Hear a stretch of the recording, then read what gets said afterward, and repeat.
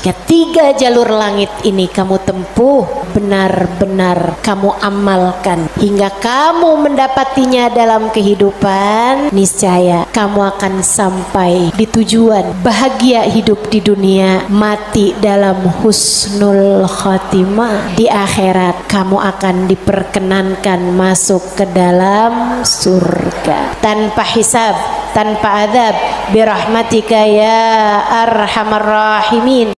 Assalamualaikum warahmatullahi wabarakatuh. Alhamdulillah, wassalatu wassalamu ala rasulillah Muhammad ibn Abdillah wa ala alihi wa sahbihi wa man wala.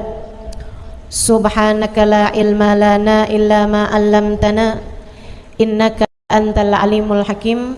Rabbi syrah li sadri wa yassir li amri wahlul 'uqdatan min lisani yafqahu qawli, amma ba'du. Baik, sebelum kita mulai, kita akan baca niat belajar bersama-sama. Mudah-mudahan ilmunya nanti sekali lagi jadi ilmu yang manfaat buat kita sekalian. Bismillahirrahmanirrahim. Nawaitu ta'allum wa ta'lim wan naf'a wal intifa' wal mudzakarah wat tadhkir wal ifadah wal istifadah wal hidza ala tamassuk bi kitabillah wa sunnati rasulillah sallallahu alaihi wa alihi wasallam wa du'a ilal huda والدلالة على الخير ابتغاء مرضاته وقربه وثوابه وحسن الخاتمة مع اللطف والعافية وصلاح العاقبة برحمتك يا أرحم الراحمين. La hadratin Nabi Muhammad sallallahu alaihi wasallam wa alihi washabihi azwaji wa dzurriyyati wa ahli baiti muslimin jamil anbiya wal mursalin wal kulli ajma'in. Anallahu yaghfiruhum wa yarhamuhum wa ya'li darajatihim fil jannah wa yanfa'una barakatihim wa asrarihim wa anwarihim wa ulumihim wa nafaatihim fid din wa dunya wal akhirah. Al-Fatihah, baca bersama-sama. A'udzu billahi minasyaitonir rajim. Bismillahirrahmanirrahim. Alhamdulillahi rabbil alamin. Arrahmanir rahim. Maliki yaumiddin. Iyyaka na'budu wa iyyaka nasta'in. Ihdinas siratal mustaqim. Siratal ladzina an'amta 'alaihim ghairil maghdubi 'alaihim waladdallin. Amin. Taqabbalallah minna wa minkum, taqabbal ya karim. Peta kebahagiaan hidup dunia membawamu kepada kebahagiaan hidup akhirat. Peta untuk membuatmu kenal kepada Sang Pencipta. Jalan hidup yang dapat membawamu menuju surga. Ini namanya jalur langit. Yang paling rugi yang gak mau ngikutin peta ini. Yang paling sukses yang jalan hidupnya mengikuti peta ini, mengikuti jalur langit ini. Karenanya adik-adik, ibu-ibu, saudariku sekalian yang saya muliakan, izinkan saya di kajian pada siang hari ini menyampaikan padamu tentang bagaimana cara kita menempuh perjalanan menuju Allah Subhanahu wa ta'ala lewat jalur langitnya. Biar gak sumpek hidupmu di dunia, biar matimu husnul khotimah, biar di akhirat nanti dapat masuk surga. Bukankah itu yang kamu mau? Bukankah itu yang kamu inginkan? Adik-adik, bukankah itu adalah cita-citamu? Betul? bahagia di dunia, mati husnul khotimah, di akhirat masuk surga. Adakah keinginan lebih tinggi daripada itu? Adakah cita-cita lebih mulia daripada itu? Enggak ada. Mesti menempuh jalur langitnya, karena surga adanya di langit. Karena segala kebaikan-kebaikan turun dari alam langitnya Allah Subhanahu wa taala menuju ke alam dunia ini. Saat kamu rasa dadamu sesak di dunia, maka naiklah ke atas dan menengadahlah. Maka dada langit siap untuk merengkuhmu, menjadikan sesakmu tak lagi bernilai apa-apa. Sesakmu jadi lega, sesakmu jadi lega. Ayo nih, buat adik-adik yang kegalauan mulu dengerin saya. Buat ibu-ibu yang pusing mulu, terutama kalau lihat sisa saldo akhir bulan, dengerin saya. Simak baik-baik jalur langit. Gimana sih caranya kita menempuh jalur langit? Pertama,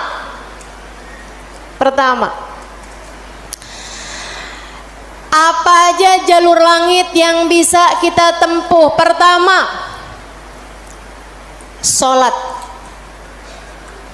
Itu adalah jalur langit yang jangan sampai pernah kamu tinggalkan.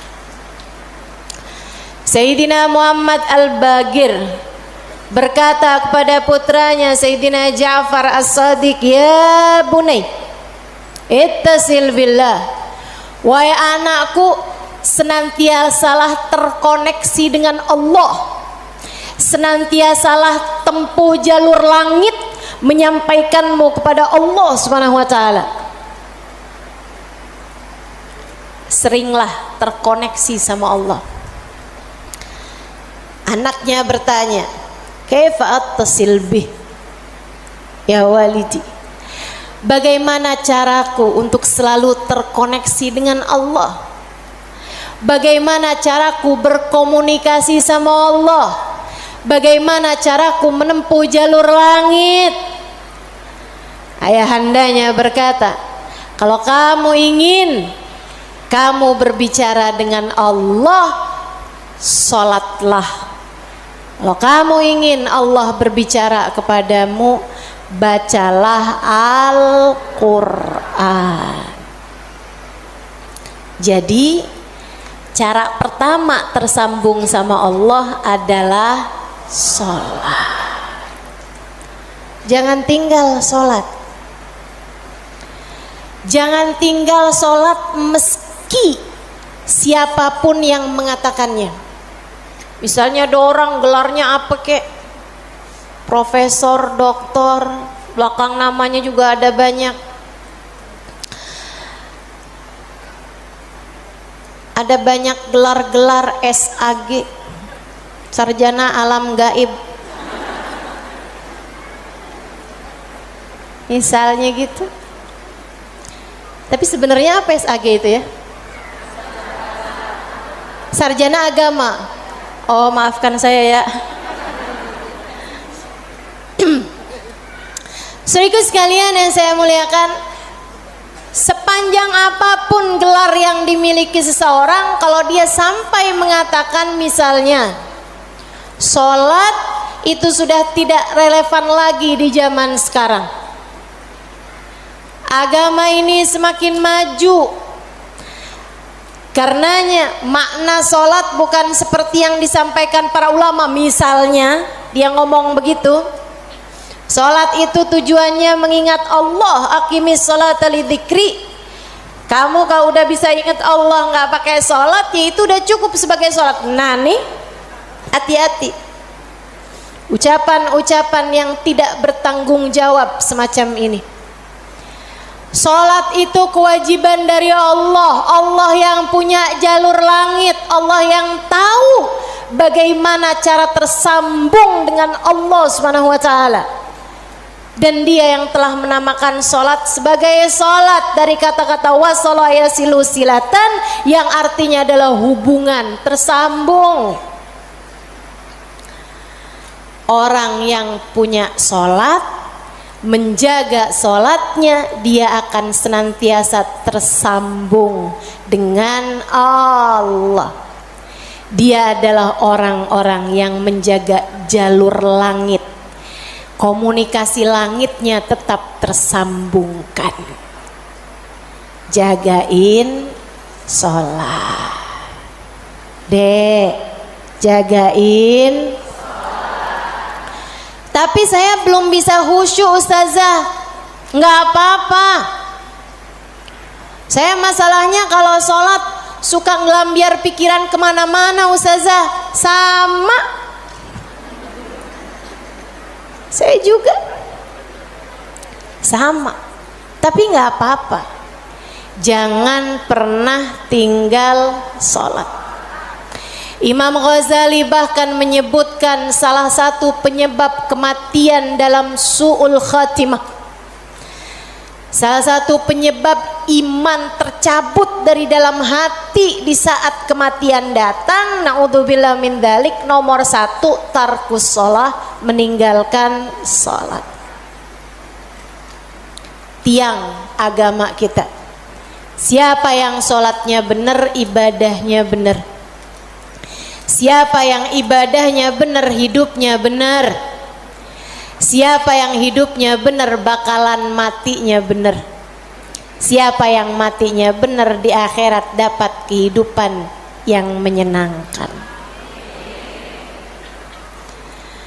Karenanya mesti, harus, nomor 1 kamu benahi dalam hidupmu, jangan tinggal sholat. Sesibuk apapun kamu, sholat jangan tinggal, Dek. Sedang mengerjakan aktivitas penting semacam apapun, sholat jangan pernah tinggal, Bu. Jangan pernah tinggal sholat.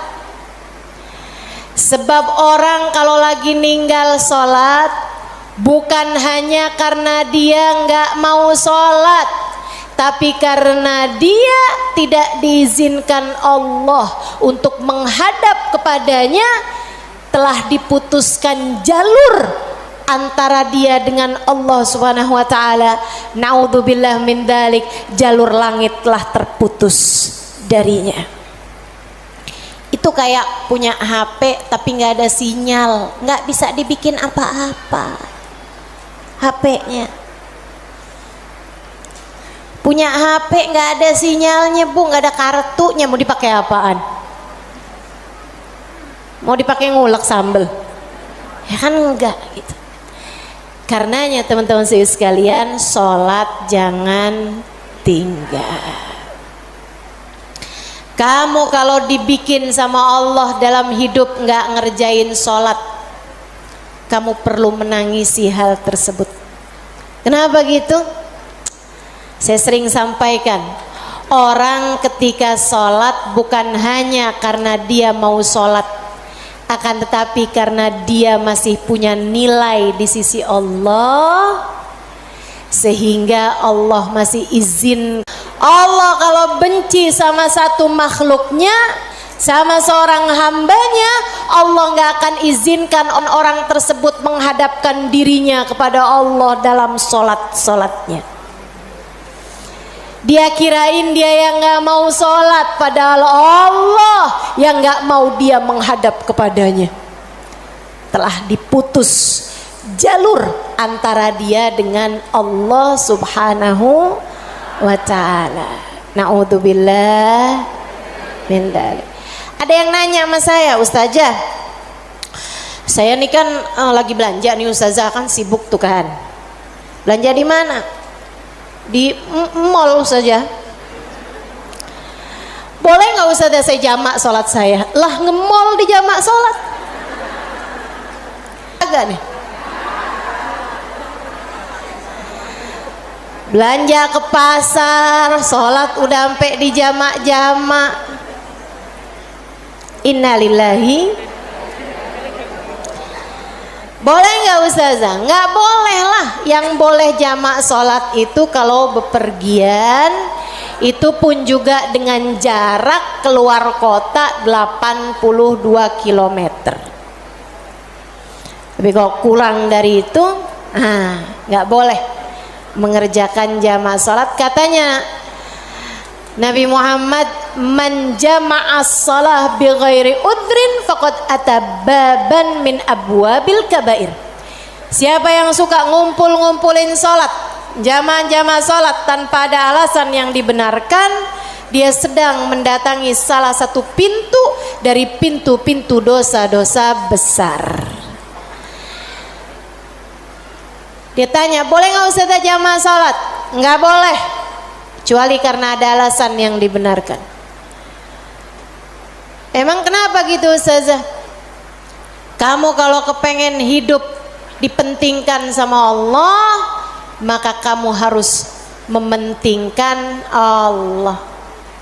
Salat adalah gambaran tentang kamu mementingkan Allah, maka insya Allah hidupmu akan dipentingkan oleh Allah.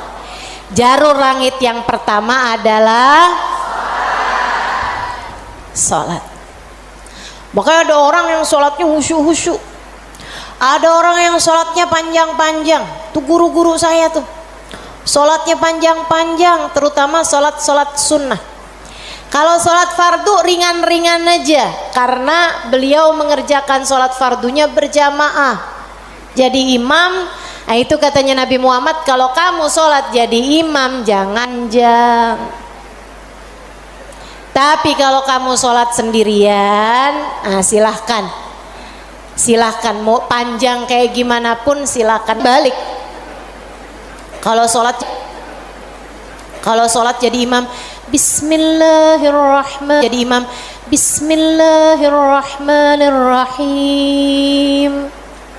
Jadi imam. Dalam sholat sendirian, Bismillahirrahmanirrahim. Jalur langit yang indah, jangan pernah jadikan doa hanya sekedar, sebab doa adalah semua yang kamu perlukan.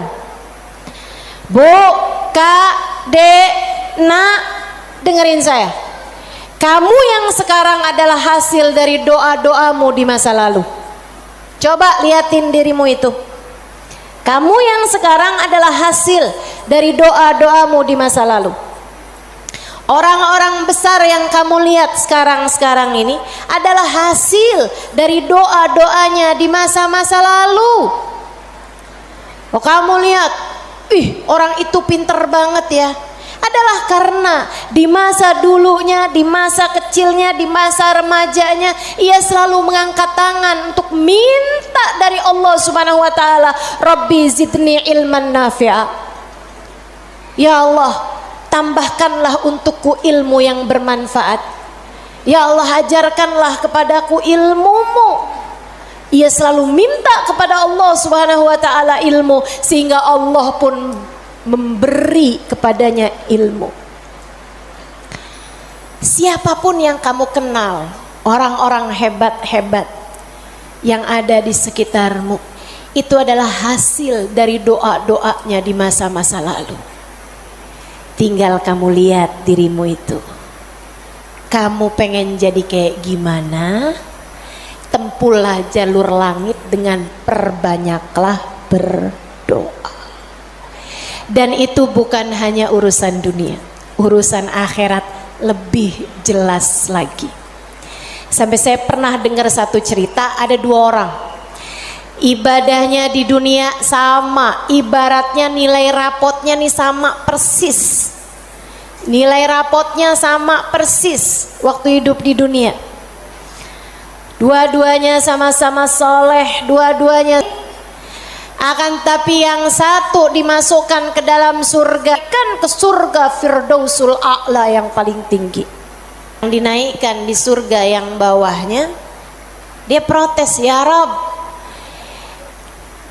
dia nilainya sama loh sama saya, kenapa kok dia dikasih surga yang paling atas sementara saya di surga yang bawahnya?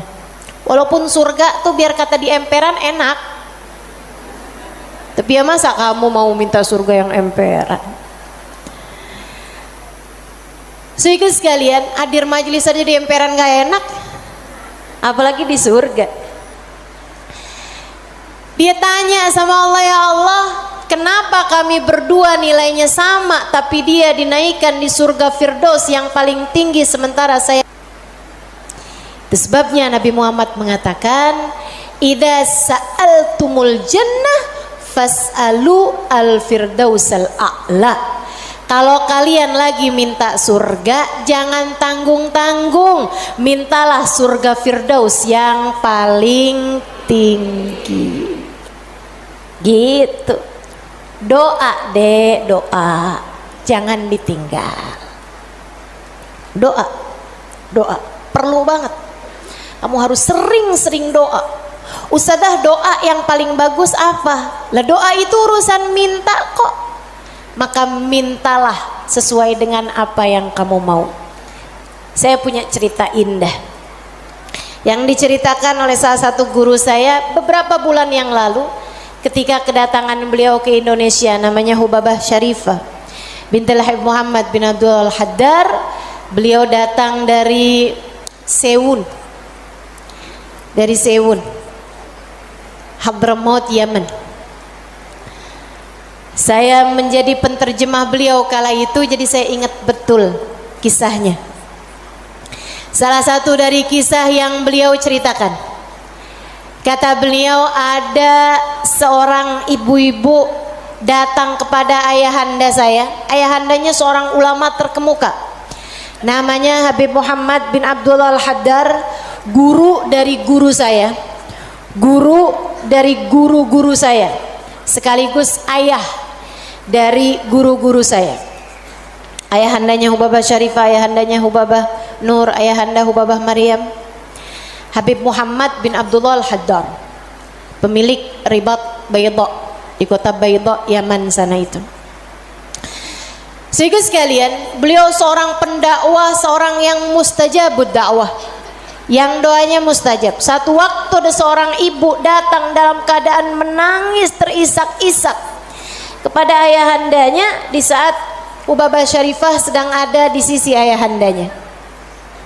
Ibu tersebut bilang, Habib, tolong doakan anak saya, Bib. Anak saya bandel sekali, Bib. Saya susah banget. Ajakin dia sholat susah, ajakin dia kerjain kebaikan susah. Anaknya bandel, nggak mau denger apa kata saya. Tolong saya, Bib, doakan anak saya, apa yang harus saya lakukan.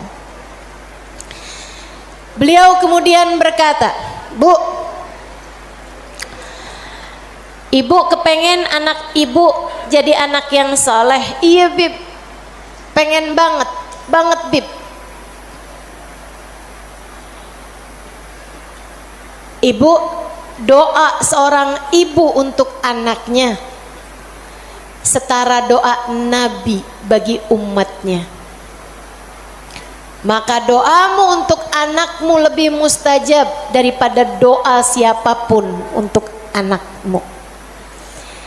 Saya bisa bantu kamu buat doa, mintakan kepada Allah Subhanahu wa taala, akan tetapi doamu tentu lebih mustajab daripada doa saya untuk anakmu. Ibu dengerin, Bu. Jadi gimana saya, Bib? Ibu bangun di waktu malam, ibu tahajud beberapa rakaat, kemudian seperti kamu menangis di hadapan saya untuk minta anakmu didoakan oleh saya, menangis pulalah di hadapan Allah. Sampaikan kepada Allah apa yang kamu sampaikan kepadaku atau apa yang ingin agar saya sampaikan kepada Allah tentang anakmu, sampaikan pula itu kepada Allah Subhanahu wa taala. Baik Bib, pulang dikerjain. Nah itu perempuan kalau solehah gitu tuh, kalau dengar kebaikan sami'na, saya dengar kemudian saya patuhi. Ini yang dengar di sini juga insya Allah seperti itu. Apa yang didapat pada hari ini semoga dapat diamalkan. Yang pertama tadi jangan tinggal. Yang kedua tadi barusan ini perbanyak jalur langit.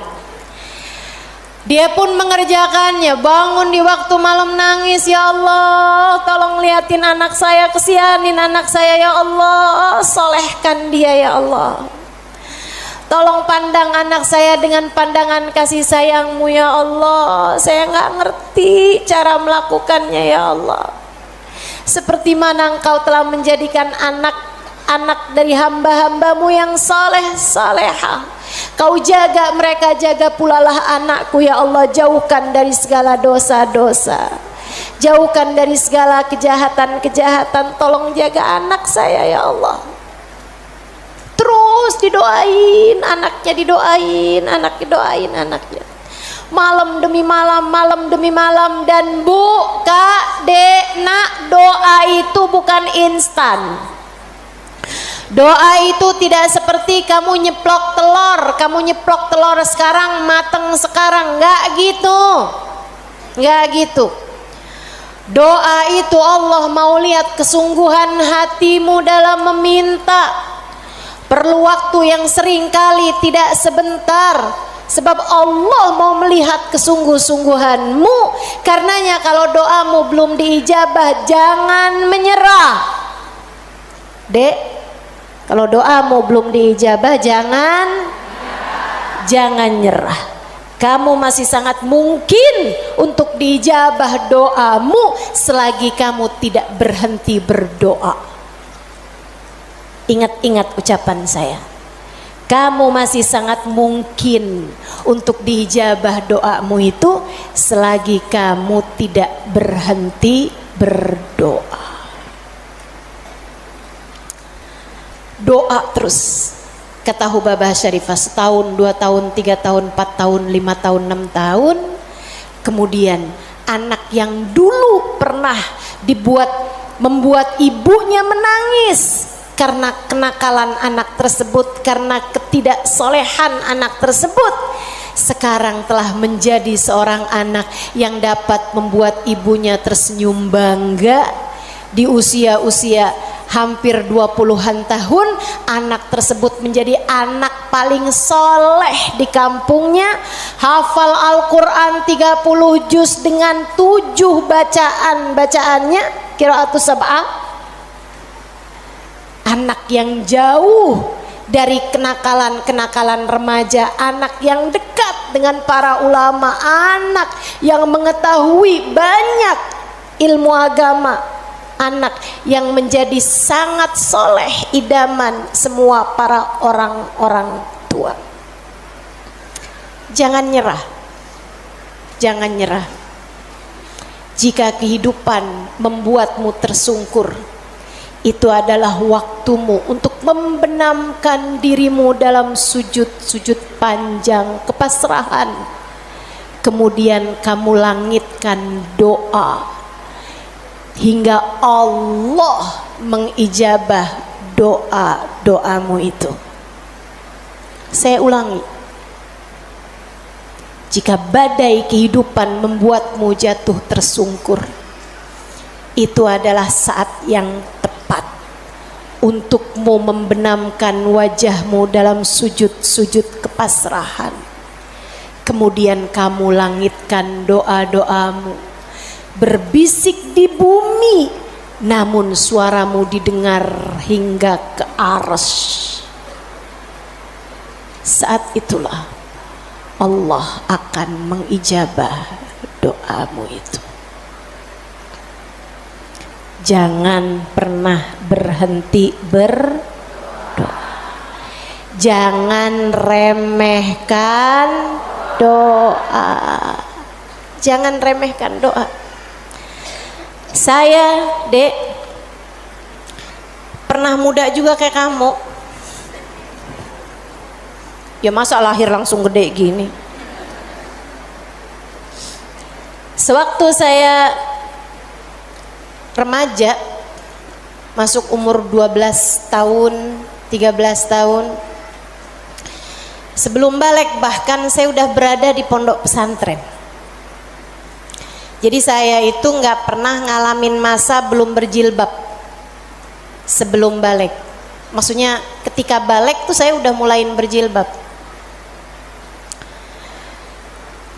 Alhamdulillah, nikmat dari Allah Subhanahu wa taala.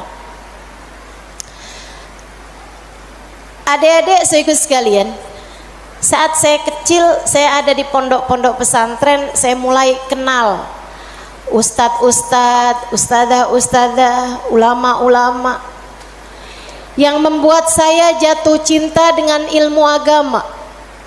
Alhamdulillah, Allah kasih rasa dalam diri saya keinginan untuk selalu belajar. Saya punya keingintahuan yang banyak terhadap urusan ilmu. Jadinya saya seneng banget belajar. Nah di waktu kecil itu tadi, umur 12-an tahun sebagai santri, kan selain dari belajar ada kewajiban lain tuh. Nyuci baju, apalagi kalau dapat piket, bersihin kamar mandi, nyapu kamar, ngepel kamar. Itu saya sangat tersiksa sekali, sebab saya ini adalah pemalas.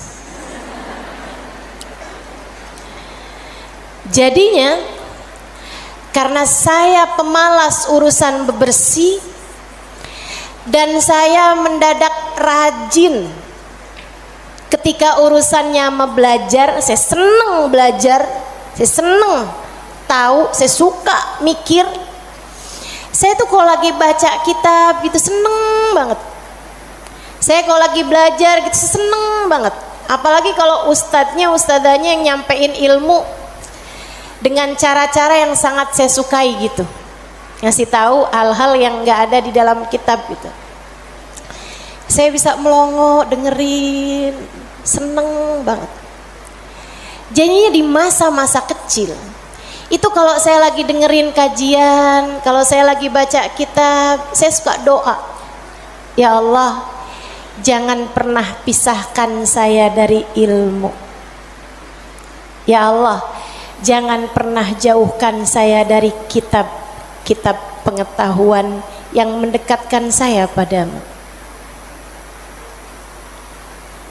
Umur 12 tahun, 13 tahun, doa saya semacam itu. Ayo nih adik-adik yang umur 16 tahun, ya Allah kenapa kok saya nggak pernah ada yang nembak ya?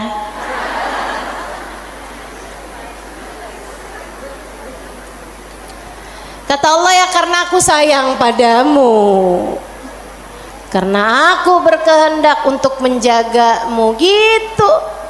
Ini malah dipertanyakan, saya kurang cakep apa ya? Kok nggak ada yang naksir sama saya gitu? Siapa kek, tukang kebun,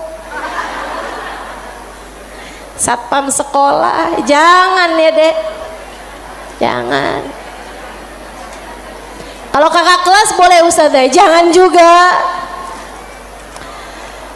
Jangan pacaran. Adik-adik saudaraku sekalian, sebaliknya ketika saya mulain, kalau saya lagi nyapu, saya lagi nyuci baju, apalagi kalau saya udah mulain harus nyikat kamar mandi, rasanya saya keberatan sekali. Saya sambilan nyikat kamar mandi sambil doa, ya Allah yang beginian saya nggak usah dikasih dong. Ya Allah selamatkan saya dari hal-hal yang semacam ini. Alhamdulillah, alhamdulillah.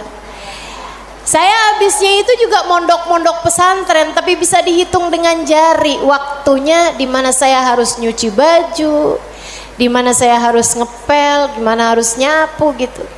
Kayak alhamdulillah, saya punya banyak orang-orang yang mau mengerjakannya buat saya. Alhamdulillah. Allah bakal kasih. Kata Allah Subhanahu wa taala, "Ud'uni astajib lakum." Mintalah kepadaku, niscaya akan aku ijabah. Minta, doa, jangan berhenti berdoa. Ayo adik-adik, kamu punya panjang masa depan insyaallah. Umurmu mudah-mudahan masih tersisa panjang insyaallah. Jangan sesali dengan di masa tua kamu enggak dikasih hal-hal besar dalam kehidupan karena kamu tidak pernah memintanya kepada Allah. Minta, ya Allah, pandanglah aku dengan pandangan kasih sayang-Mu. Ya Allah, seperti mana Engkau menjaga hamba-hamba-Mu yang soleh-solehah, tolong jaga saya juga ya Allah. Dek, minta sama Allah. Saya serius berkata padamu, dengarkan saya. Saya menyampaikan nasihat sebagai orang tua kepadamu, Dek, kepadamu nak. Minta sama Allah, yang dekat sama Allah. Karena kalau kamu merasa kok saya punya orang tua nggak terlalu sayang ya sama saya, kamu tahu nggak kenapa dalam hidup kamu seringkali merasa bahwa orang tuamu nggak cukup sayang sama kamu, guru-gurumu sepertinya nggak sayang sama kamu.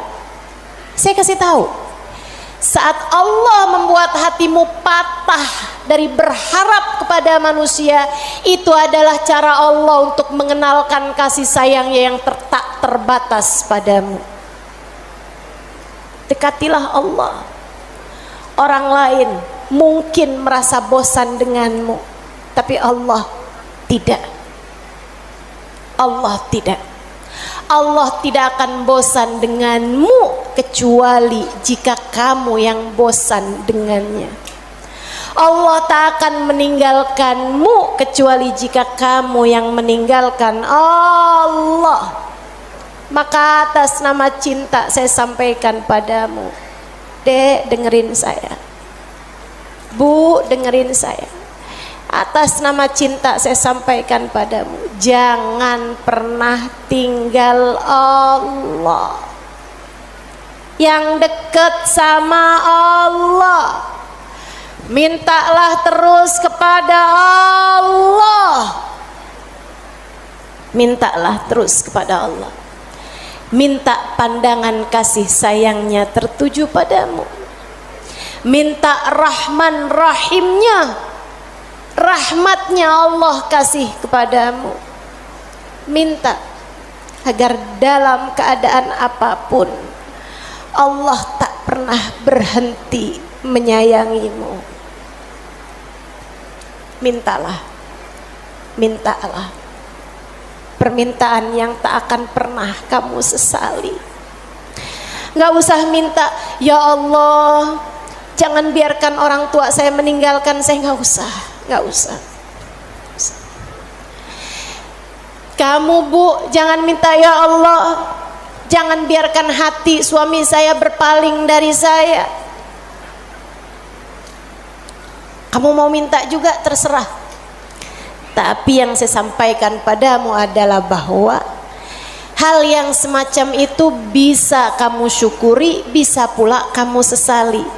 Akan tetapi kalau kamu tidak ditinggalkan oleh Allah, sampai kapanpun tidak akan pernah kamu sesali, insya Allah. Jadi jalur langit yang harus kamu tempuh, yang pertama adalah, yang kedua adalah, yang ketiga adalah cinta kepada baginda Nabi besar Muhammad.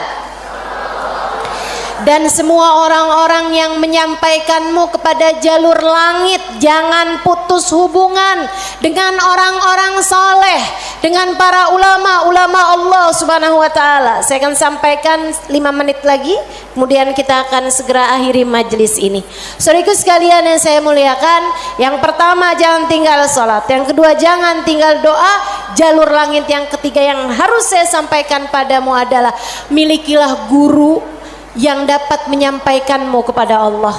Milikilah jalur langit yang dapat menyampaikanmu kepada Allah. Cintai orang-orang soleh di atasmu hingga mereka menyampaikanmu kepada Nabi Muhammad. Kemudian Nabi Muhammad menyampaikanmu kepada Allah.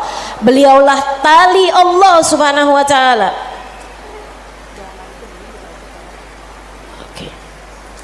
Beliaulah tali Allah subhanahu wa ta'ala yang terbentang kepada kita sekalian. Mudah-mudahan Allah subhanahu wa ta'ala senantiasa menyampaikan kita kepada Allah subhanahu wa ta'ala lewat jalur langit yang benar, jalurnya baginda kita Nabi besar Muhammad sallallahu alaihi wa ala alihi wasallam, manusia yang paling penuh kasih kepadamu. Andai kamu tahu seperti apa sayangnya Nabi Muhammad kepadamu, niscaya air matamu akan senantiasa meleleh karena rindu padanya.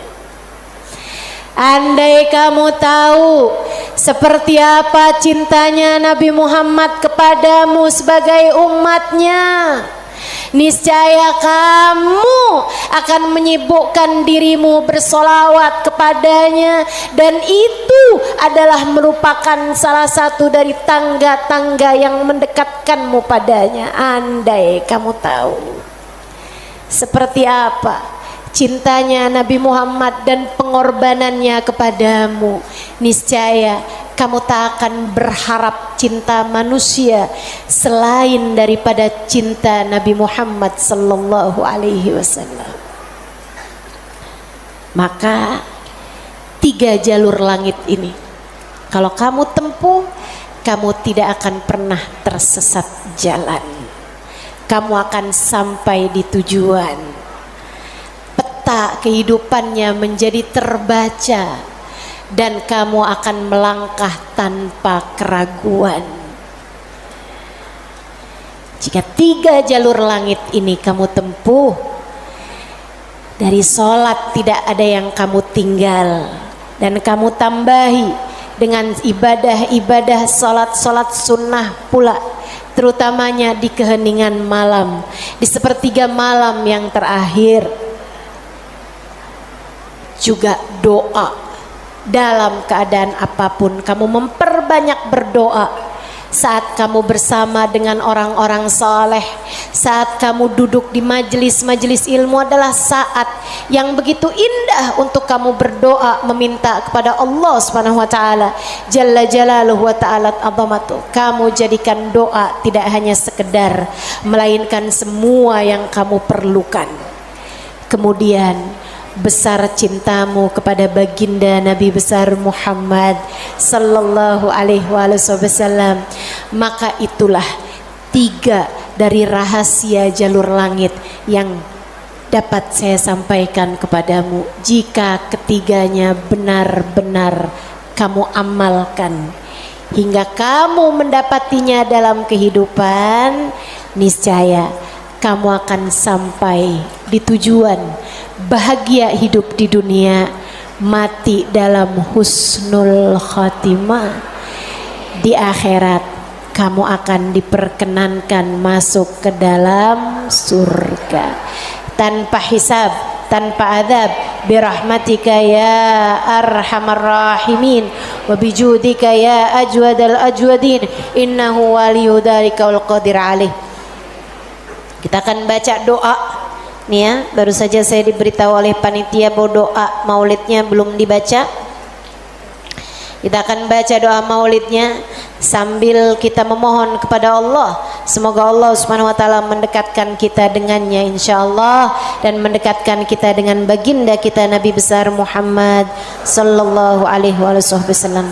Allahumma salli wa sallim wa barik alaihi wa ala alihi sallallahu alaihi. Alhamdulillahi Rabbil Alamin. Allahumma salli wa sallim ala Sayyidina Muhammadin wa ala alihi wa sahbihi ajma'in. Wa laqad ashartu lin'ati man awsafuhu tuhyil quluba tuhayyijul asjana. Wallahu qad adna alayhi fama yusawil qawlu minna wa yakunu thanana. Lakinna hubban bisarairi qad alimati safwati rabbina wa ahadana. وإذ امتزجنا بالمودة ها هنا نرفع أيدي فقرنا ورجانا بالواحد الأحد العلي إلهنا متوسلين بمن إليه دعانا مختاره وحبيبه وصفيه زين الوجود به الإله حبانا يا ربنا يا ربنا يا ربنا بالمصطفى اقبلنا أجب دعوانا أنت لنا يا دخرنا في هذه الدنيا وفي أخرانا أصلح لنا الأحوال واغفر ذنبنا ولا تؤاخذ ربي إن أخطأنا واسلك بنا في نهج طه المصطفى ثبت على قدم الحبيب خطانا أرنا بفضل منك طلعة أحمد في بهجة عين الرضا ترعانا واربط به في كل حال حبلنا وحبال من ود ومن والانا المحسنين ومن أجاب نداءنا وذوي الحقوق وطالبا أوصانا والحاضرين وسعيا في جمعنا ها نحن بين يديك أنت ترانا ولقد رجوناك فحقق سؤلنا واسمع بفضلك يا سميع دعانا وانصر بنا سنة طه في بقاء الأرض واجمع كل من عادانا وانظر إلينا واسكنا كأس الهنا واشفي وعافي عاجلا مرضانا واقض لنا الحاجات. Silakan sebutkan hajat masing-masing. Assalamualaikum warahmatullahi wabarakatuh.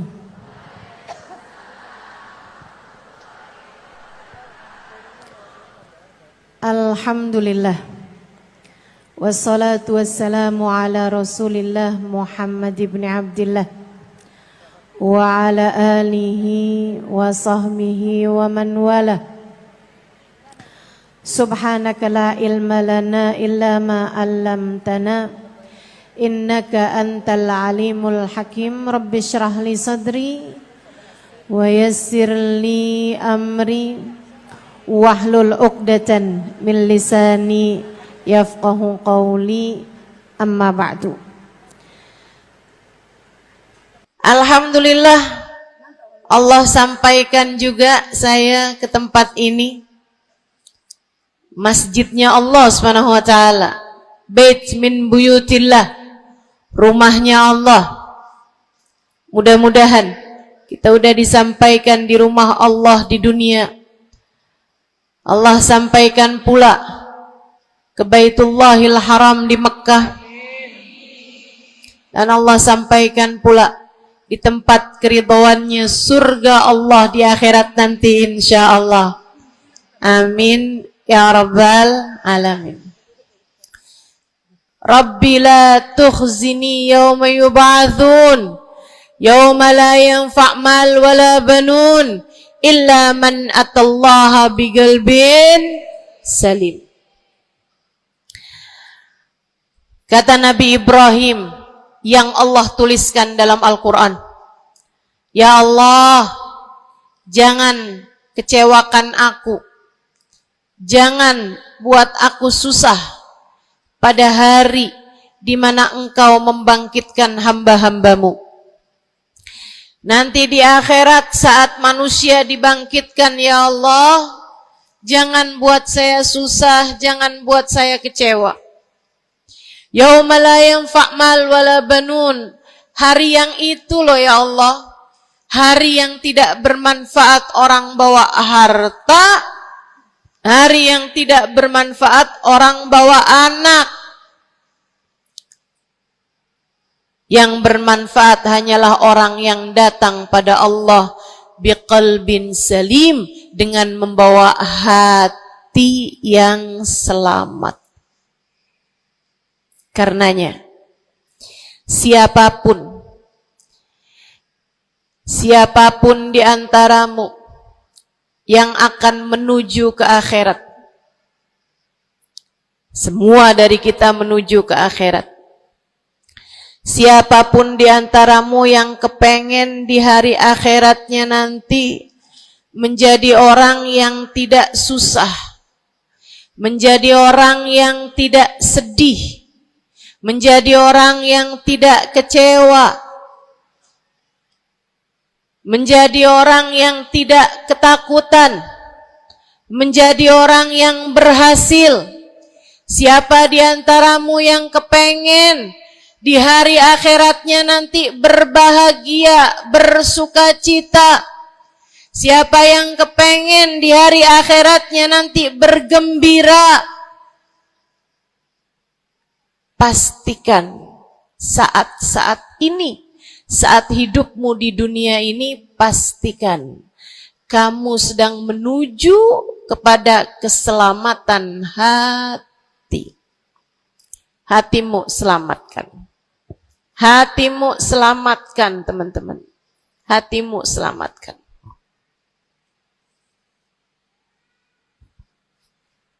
Semoga Allah karuniakan kepada kita selamatnya hati, insya Allah. Amin.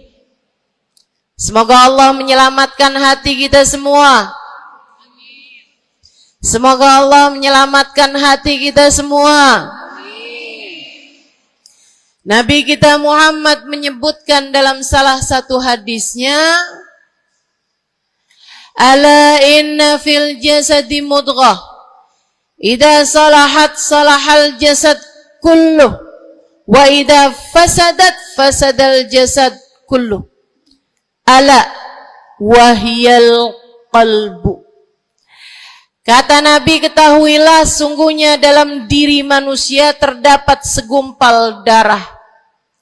Apabila ia bagus, ia selamat, ia bersih, selamatlah seluruh anggota tubuhnya. Apabila ia rusak, ia hancur, ia gelap, ia mati, maka hancur pulalah seluruh anggota tubuhnya. Ala wahiyal qalbu, ketahuilah segumpal darah tersebut bernama hati. Maka bu, ka, de, na, ne, banyak nenek-nenek di sini. Saya sampaikan padamu pesan dari hati saya yang terdalam. Berhati-hatilah dengan hati. Yang hati-hati sama hati, apa yang ada di dalamnya? Coba silahkan kamu pikirkan nih, kondisi hati saya nih kayak apa. Kita kalau badan lebih gampang ngerasainnya.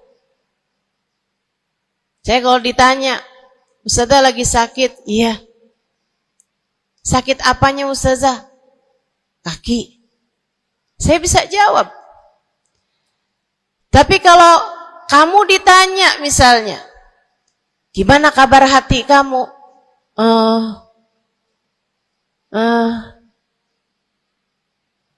Gimana kabar hatimu? Sehatkah? Sakitkah? Atau bahkan sakaratul maut? Hatimu bercahayakah? Gelapkah? Atau bahkan mati? Bagaimana kabar hatimu, teman-teman? Bagaimana kabar hatimu? Innallaha la yanzur, kata Nabi Muhammad dalam hadis yang lain. Innallaha la yanzur ila suwarikum wala ila absyarikum, walakin yanzur ila qulubikum. Sungguhnya Allah tidak melihat kepada badan kalian, Allah tidak melihat kepada warna kulit kalian. Allah nggak peduli hidung kamu mancung ataukah pesek. Allah nggak peduli kulit wajahmu mulus ataukah berjerawat. Allah nggak peduli kamu tinggi ataukah pendek. Allah nggak peduli warna kulitmu semacam apa. Yang Allah Subhanahu wa taala lihat, yang Allah Subhanahu wa taala perhatikan adalah hatimu. Adakah ia mulus? Adakah ia penuh dengan penyakit-penyakit? Yang Allah pandang darimu adalah hatimu. Nih, sekarang saat kamu duduk sama rata di tempat ini, teman-teman, meskipun ada yang lebih tinggi, ada yang lebih rendah, tapi kita duduk nih sama-sama di tempat ini nih. Nilaimu di mata Allah bukan seberapa dekat jarak antaramu dengan saya. Nilaimu di mata Allah bahkan bukan bergantung dari jam berapa kamu datang. Ketika kamu sama rata duduk di tempat ini, yang Allah pandang darimu adalah hatimu. Sedang berada di manakah saat ini?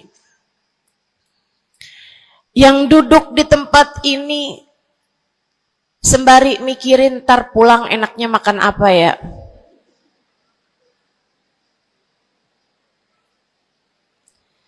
Yang duduk di tempat ini sambil mikirin, kok saya lapar ya? Iya, belum sarapan. Gara-gara buru-buru, takut nggak kedapatan tempat duduk. Gara-gara buru-buru, kepengen bisa lihat mukanya Ustazah Halimah yang viral.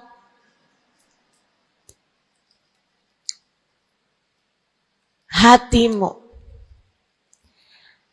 Allah melihat darimu, nilaimu di hadapan Allah. Nilaimu di hadapan Allah saat ini bukan bergantung dari seberapa awal kamu datang, bukan bergantung pada hal-hal yang lainnya, akan tetapi yang Allah lihat darimu adalah hatimu. Adakah Allah di dalamnya? Adakah Allah di dalamnya? Adakah Allah di dalamnya? Pun demikian dengan kamu saat sholat, pun demikian saat kamu sedang sedekah. Semuanya masalah hati, teman-teman. Semua masalah hati. Kata guru saya Sayyidil Habib Umar bin Hafid, al-madar kullal madar fi salahil gulub. Urusan segala urusan, sumber segala macam urusan, dasar segala macam urusan ada pada bagusnya hati. Kalau udah hatinya bagus, bagus semuanya. Kalau udah hatinya busuk, busuklah semuanya. Semoga Allah selamatkan kita dari busuknya hati. Semoga Allah selamatkan kita dari busuknya hati. Amin ya rabbal alamin. Dunia, akhirat, masalah semuanya ada pada hati. Karenanya yuk kita bahas gimana sih caranya nyelamatin hati. Yang pertama, kalau kamu pengen tahu caranya nyelamatin hatimu, yang pertama,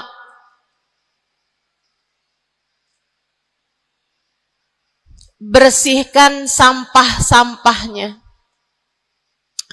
Nih, kamu mau rumah itu biar bagus, biar terjaga, biar selamat. Kamu lihat dalamnya, oh banyak sampah,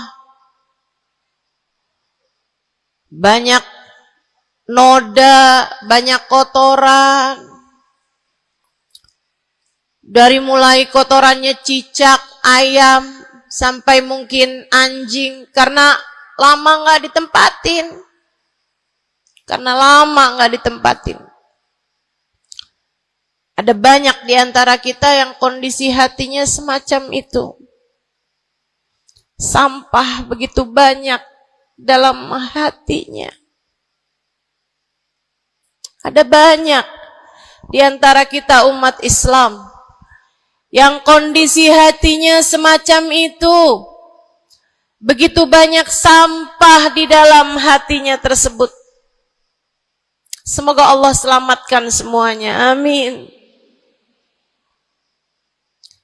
Maka hal pertama, kalau kamu kepengen punya hati yang selamat, yang nomor satu adalah bersihkan hatimu dari semua sampahnya, keluarin. Apa sampahnya hati? Dosa-dosa yang telah kamu lakukan. Idza aznabal abd nakat fi qalbihi nuqtah sauda. Kata baginda kita Nabi besar Muhammad, idza aznabal abd, ketika seorang hamba mengerjakan dosa, tertorehlah di dalam hatinya satu titik hitam. Sampahnya hati. Kamu tiap kali bikin dosa, dosa apa aja? Bukan hanya dosa besar, zina, bukan hanya dosa besar, minum minuman keras atau narkoba, bukan hanya dosa besar, judi atau riba. Bukan hanya dosa-dosa besar. Kalau itu titik hitam yang sangat besar tertoreh di dalam hatimu itu. Bahkan dosa-dosa kecil, sekedar marah-marah sama suami, atau ngambil uang suami. Gimana? Pernah?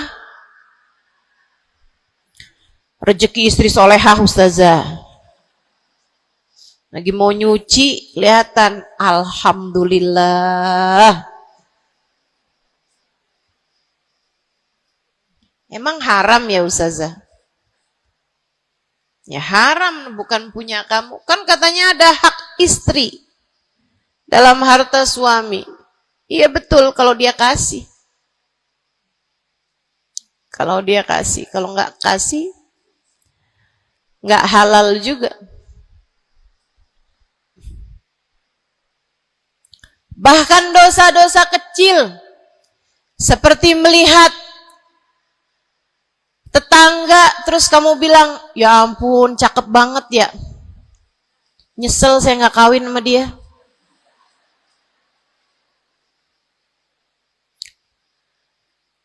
Dosa. Seperti memandang seseorang dengan pandangan menghina. Seperti membicarakan aib orang lain. Setiap kali kamu berbuat dosa, apapun bentuk dosanya, satu titik hitam tertoreh di dalam hatimu itu. Ini istighfar wa tab. Musih, kalau dia beristighfar, kalau dia bertaubat, dihapuslah titik hitam tersebut. Wa illa, kalau enggak, ya tetap aja ada. Kamu bikin dosa lagi, bikin dosa lagi, bikin dosa lagi, bikin dosa lagi. Enggak pernah istighfar, enggak pernah memperbaiki diri. Aurat tidak kamu tutup dengan baik. Sehingga akhirnya setiap kali kamu keluar dilihat oleh laki-laki yang bukan mahrammu. Satu titik hitam, satu titik hitam, satu titik hitam. Sampai terkadang hati seseorang dipenuhi dengan titik-titik hitam. Hatinya menjadi legam. Hatinya menjadi penuh dengan titik-titik hitam.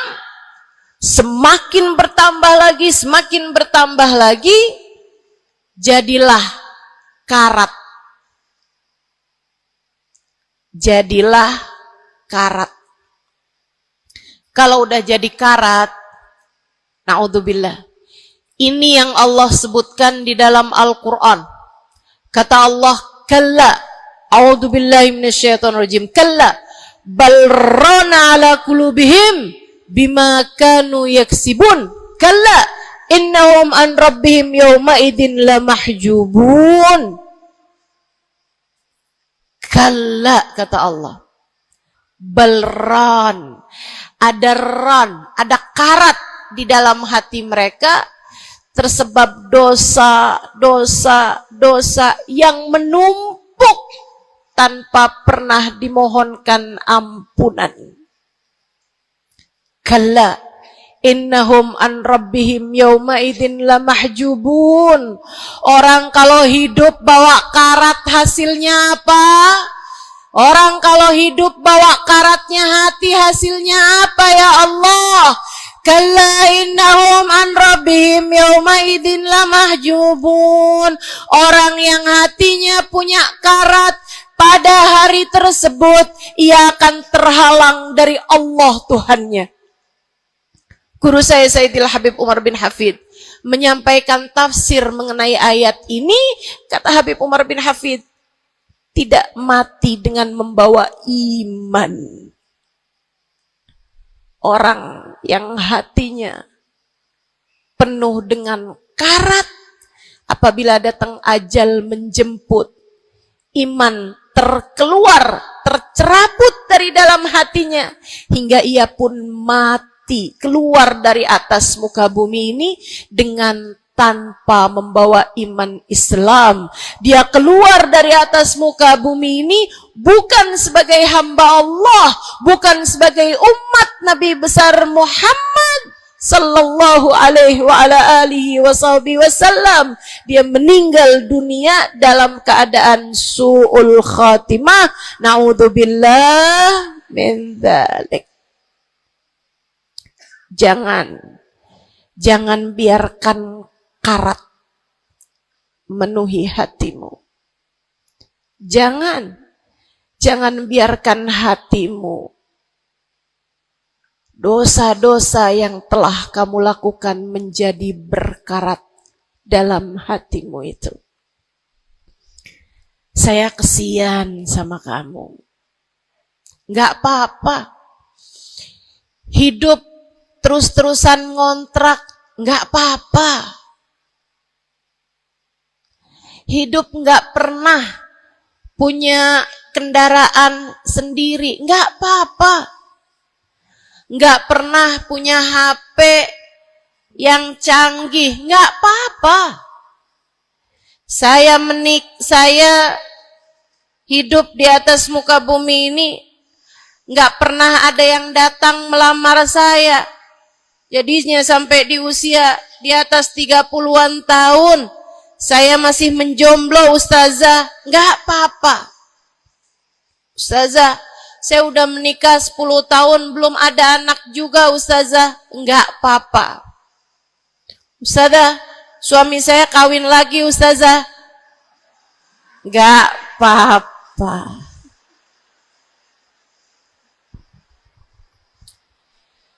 Hidup di dunia ini, apapun yang terjadi, semuanya hanyalah sementara. Kamu hanya perlu memastikan agar tatkala datang ajal menjemput, kamu punya modal. Dan modal utamanya yang nomor 1 adalah hati yang bersih. Hati yang selamat.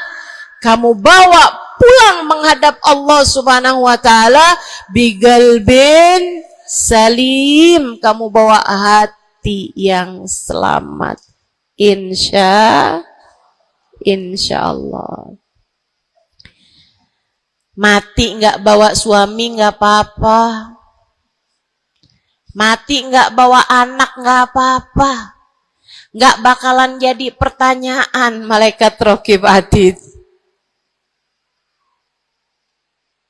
Tapi mati harus dengan membawa hati yang selamat. Mudah-mudahan Allah karuniakan. Mudah-mudahan Allah karuniakan. Saudaraku sekalian yang saya muliakan, maka bersihkan sampah-sampah dalam hatimu itu. Caranya gimana nih, Ustazah? Dosa-dosa saya emang udah banyak banget.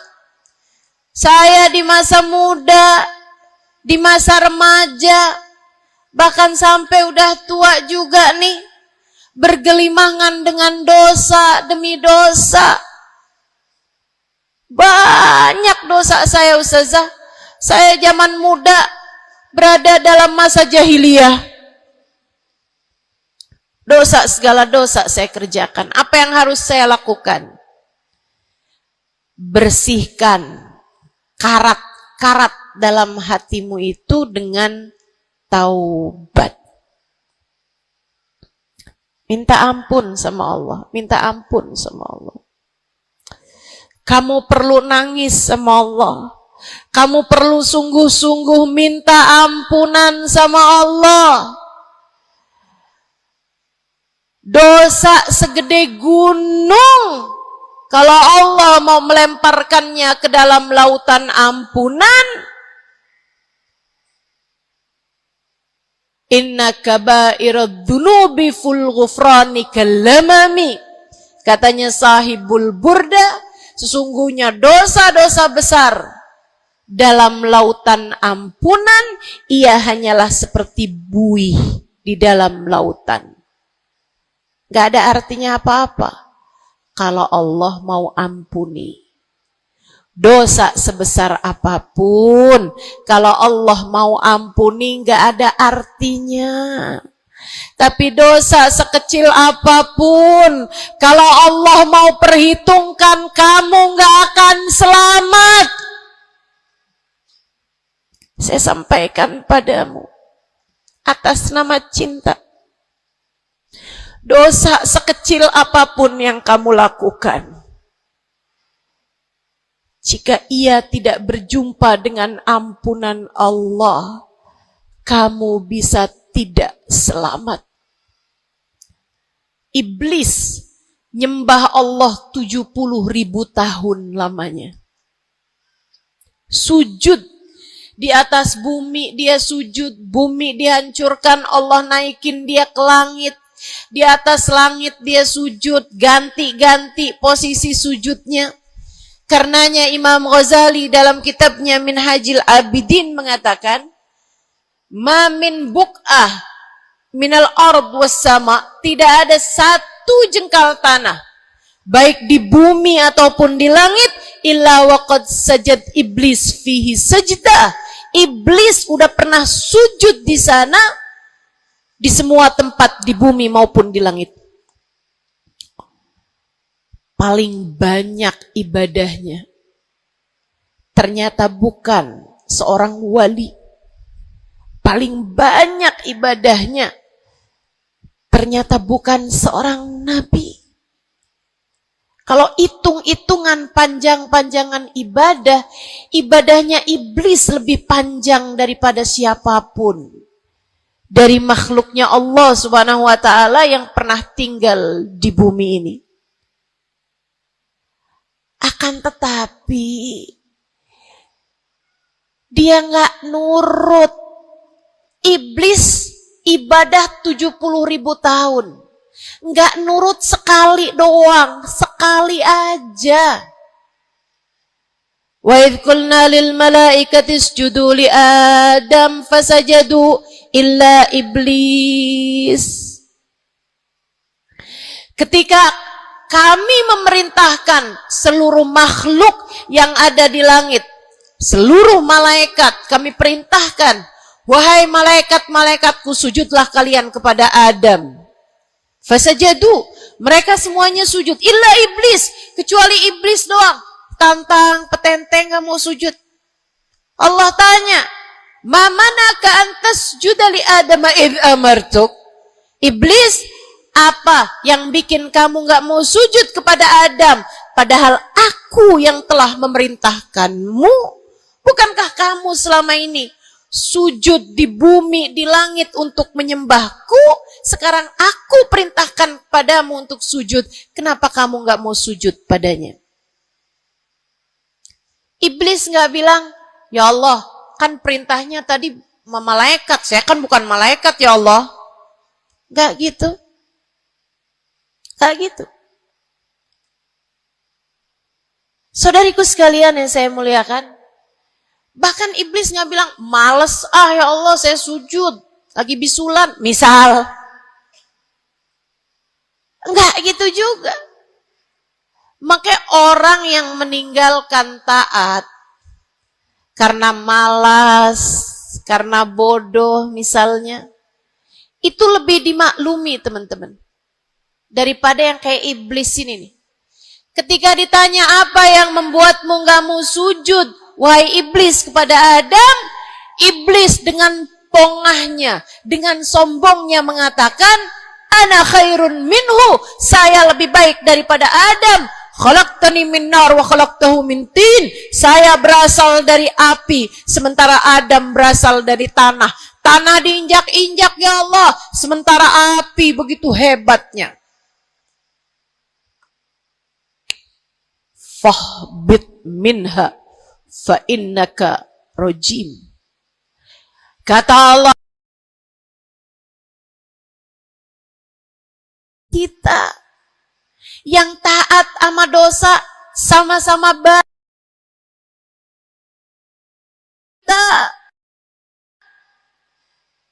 Yang mungkin dosa kita lebih banyak daripada taat kita.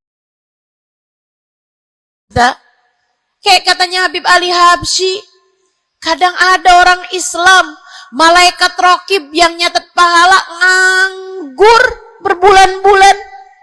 Sementara malaikat atid yang nyatetin dosa sibuk bener. Gimana dengan kita?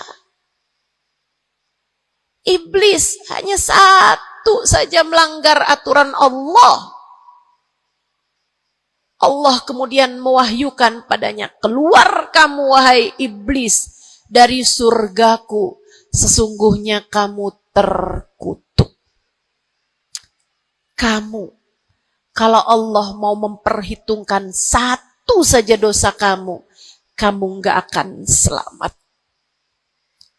Saya sampaikan padamu, iya kamu, semua yang dengerin saya. Kalau Allah mau memperhitungkan satu saja dosamu, kamu gak akan selamat.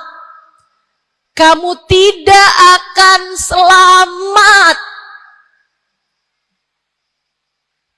Tapi kan saya anaknya Fulan bin Fulan. Tapi kan saya keturunannya Fulan bin Fulan. Tapi kan saya istrinya Fulan bin Fulan. Bu, Kak, Dek, Nak, gak selamat siapapun kamu.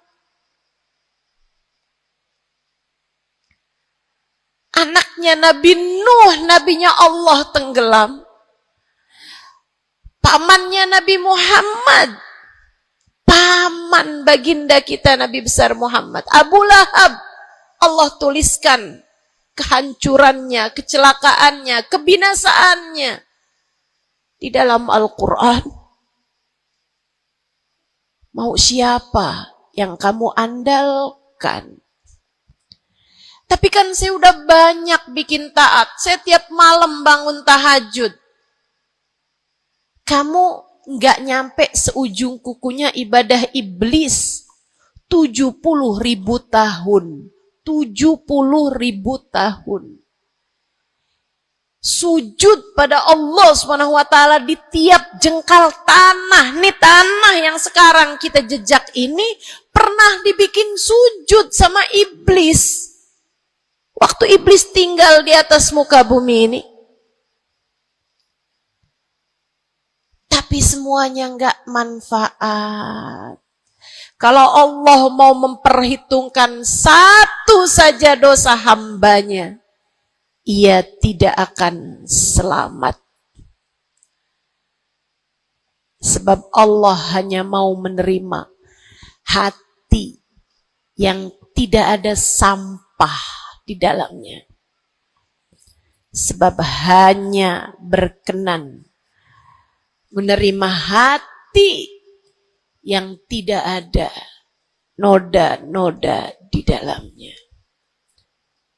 Sampah hatimu bersihkan, dosa-dosamu taubati, mintalah ampun kepada Allah, mintalah ampun kepada Allah.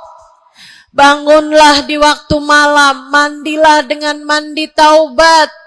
Saat-saat mandimu kamu bilang dalam hatimu, ya Allah, sebagaimana air membersihkanku dari segala kotoran-kotoran di badanku, ya Allah, bersihkanlah dosa-dosaku dengan hujan ampunanmu.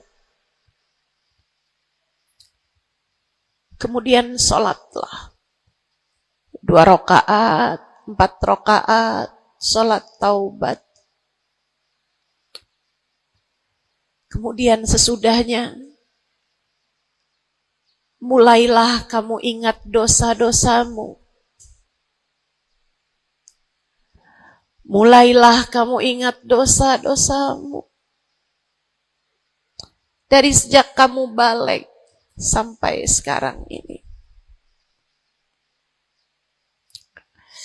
Betapa ia telah menggunung, betapa ia telah melumuri dirimu itu, betapa ia telah menjadikan dirimu kotor.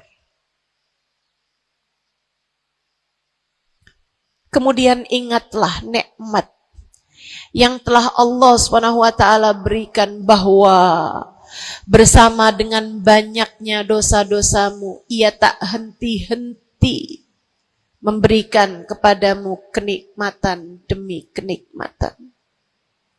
Bahwa meski matamu berulang-ulang kau pandang yang haram dengannya, Allah masih membiarkan matamu dapat melihat. Betapa meskipun telingamu berulang-ulang kamu pakai untuk mendengarkan aib-aib orang, nyatanya sampai sekarang telingamu masih dapat mendengar. Betapa lisanmu,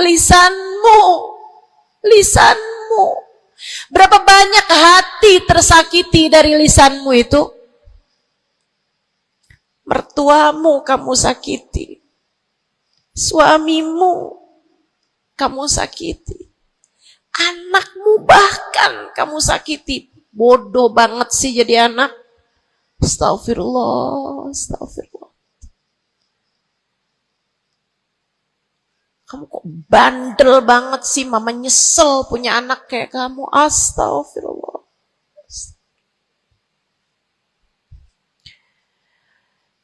Betapa lisanmu menyakiti hati tetangga-tetanggamu, saudara-saudarimu, sahabat-sahabatmu, orang-orang di sekelilingmu, merasakan gangguan dari lisanmu itu, tersakiti dari lisanmu itu.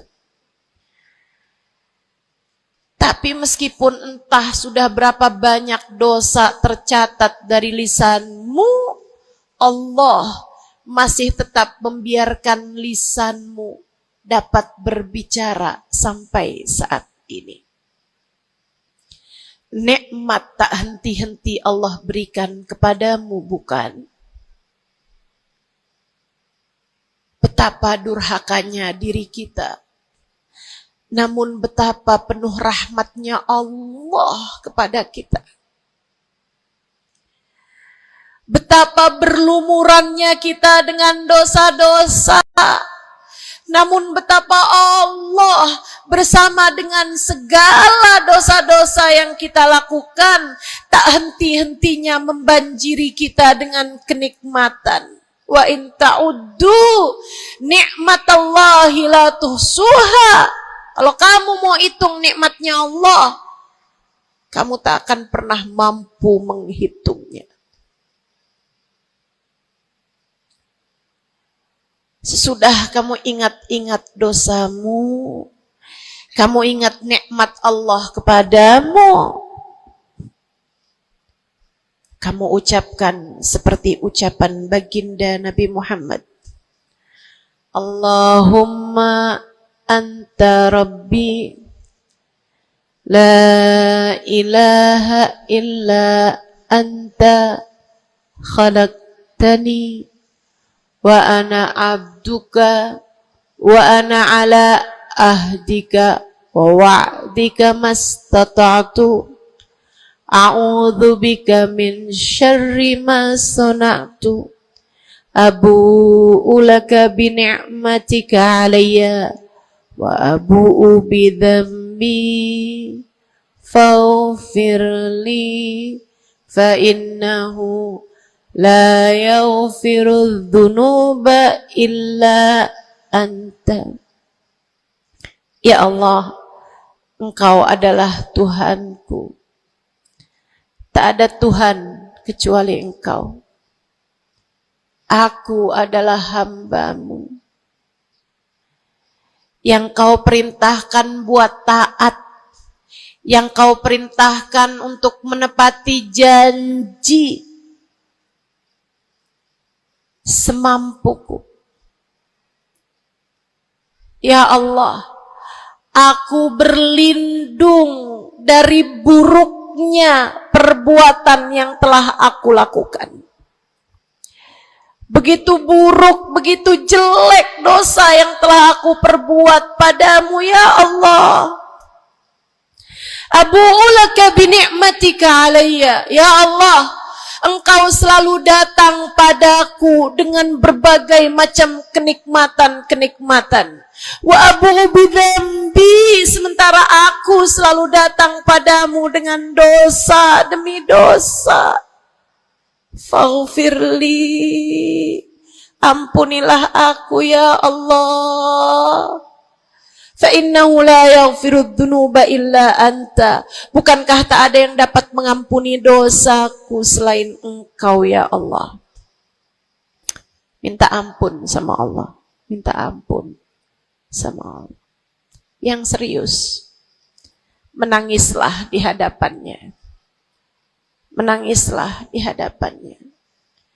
Dalam keheningan malam saat tiada sesiapapun yang melihatmu.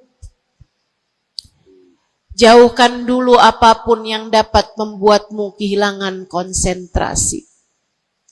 Jangan lagi khusyuk-khusyuk, begitu tiba-tiba kedengaran suara Shopee.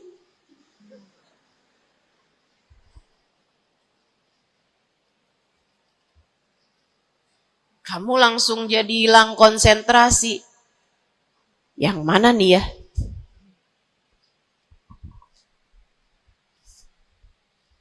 Bismillah.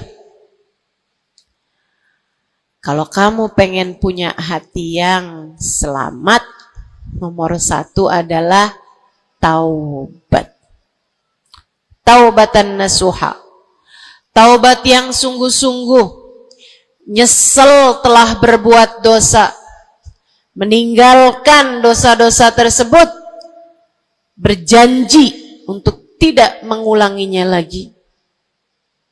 Jika dosanya terkait sama manusia, ada syarat keempat yang harus dilakukan, yaitu meminta maaf kepada orang yang telah engkau sakiti hatinya tersebut. Yang kamu habis bikin dosa sama dia, minta maaf. Mudah-mudahan Allah SWT ampuni dosa-dosa kita. Amin. Semoga Allah ampuni dosa-dosa kita. Amin. Ketika ada seorang ulama ditanya, ya Syekh, wahai Syekh, Kalau saya nih punya banyak hajat nih, punya banyak permintaan, tapi waktu